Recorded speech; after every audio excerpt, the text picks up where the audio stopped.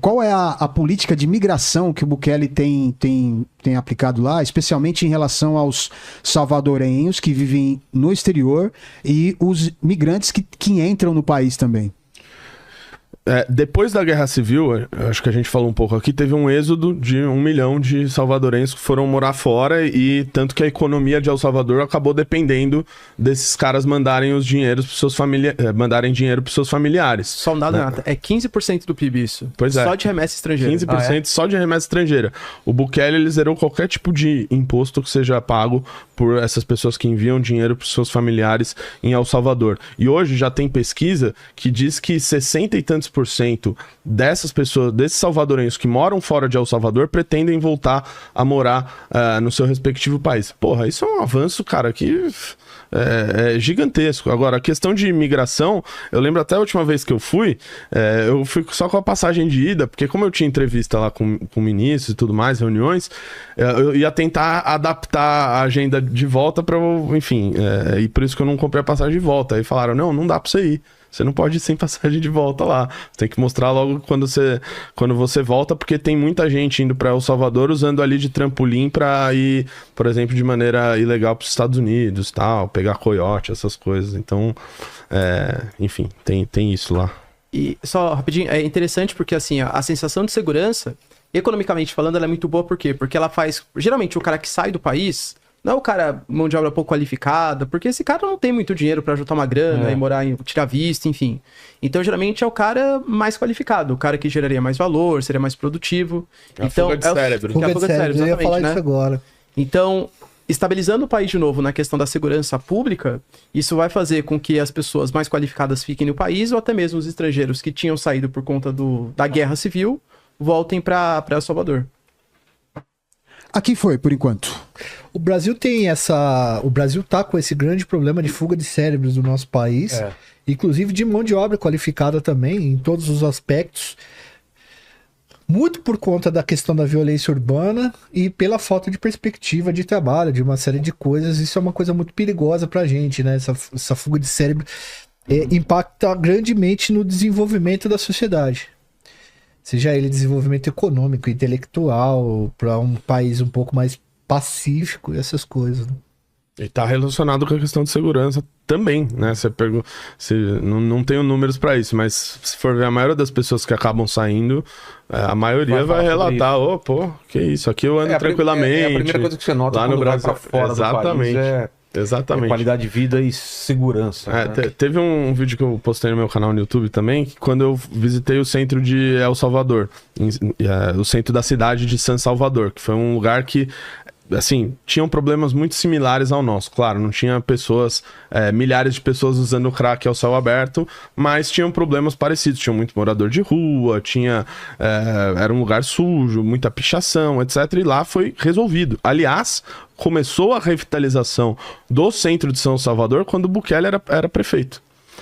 Ele participou desse processo de revitalização do centro e eu gravei um vídeo lá falando, pessoal, são 2 horas da manhã, eu tô com meu celular aqui gravando esse vídeo que vocês estão vendo. Vocês conseguem imaginar alguém fazendo isso no centro de São Paulo? Obviamente não, né? A segurança, eu sempre falo isso daí, a segurança ela é um sentimento, né, cara? Ela é uma percepção. A percepção de estar inseguro, ela não permite que a gente se enxergue até como nação, cara, como igual, assim, esse tipo de coisa. E aí, cara, tudo fica caro. Você vai comprar uma casa, o cara vai te oferecer dentro de um condomínio que você tem que pagar o condomínio também. Chega num determinado momento... Uma empresa de alarme, ou segurança de rua. Exatamente, cara. Por exemplo, ou até grupos armados, milícias, né? Que o cara tem que definir o que era melhor pra ele, o tráfico ou a milícia. Eu moro numa periferia, num condomínio fechado. É uma quantidade enorme de prédios de 45 metros quadrados, qual custou 150 mil, 140 mil.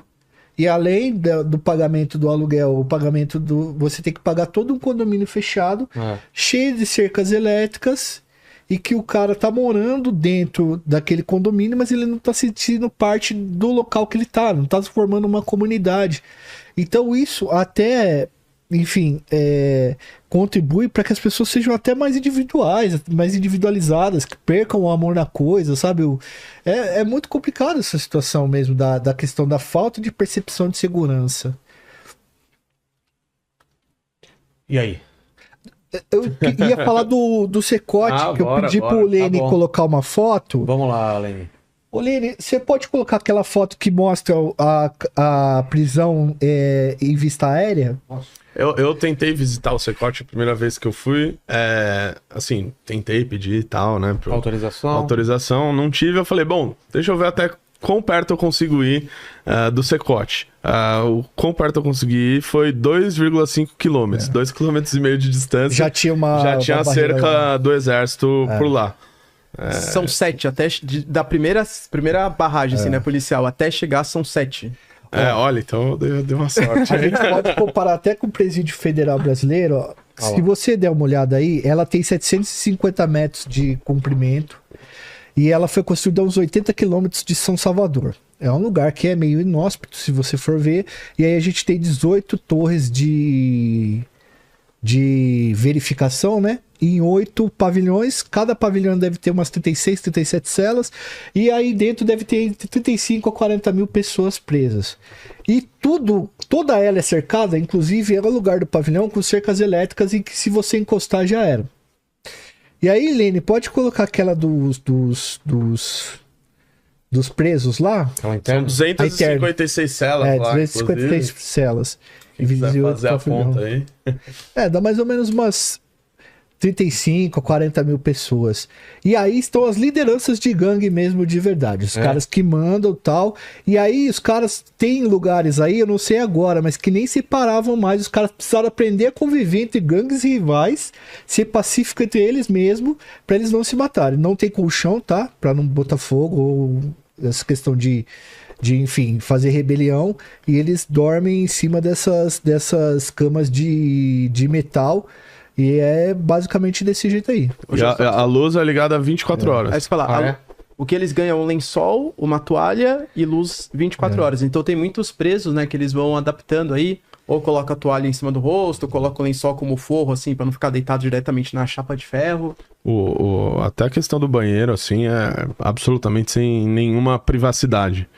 Aliás, geralmente o banheiro, por ser um lugar de privacidade, muitas vezes ocorre de esconderem coisas, né? A própria fuga, acho que teve lá do Rio Grande do Norte, começou pelo banheiro, né? Na verdade, foi erros de procedimentos foi erro ali. Só que assim, cara... Tava tendo uma obra, né? Aí são 3 paredes e a cela, onde os caras são vistos 24 horas por dia, assim. Não tem como você se esconder ali dentro, sem privacidade. E assim, pelo que eu pude estudar de pesquisadores que já foram fazer pesquisa lá, tá? Tanto de direita quanto de esquerda, eles disseram que a grande maioria dos caras que estão ali, eles assumem que são de gangues. Tipo, você não tá mexendo com gente que tá inocente preso na Secote. Tô falando da Secote, tá? O cara mesmo, ele assume que faz parte da gangue e tal... Porque eram caras que já eram verificados, já eram vigiados, outras coisas. E você pega as imagens dos presos chegando, por exemplo, agora o Bukele ele fez uma transferência de 2 ou 3 mil presos que estavam em um outro presídio para o Secote. Né? Divulgou bastante imagem disso, tudo mais. E quando você olha a imagem aérea, aérea não, né? Mas assim, um pouco mais em cima dos presos, eles deitados, você vê que quase todos, a grande maioria, dá pra dizer, todos têm tatuagens no rosto. E geralmente são tatuagens com o nome da Barrio 18, da Mara Salvatrucha, que são as gangues de lá.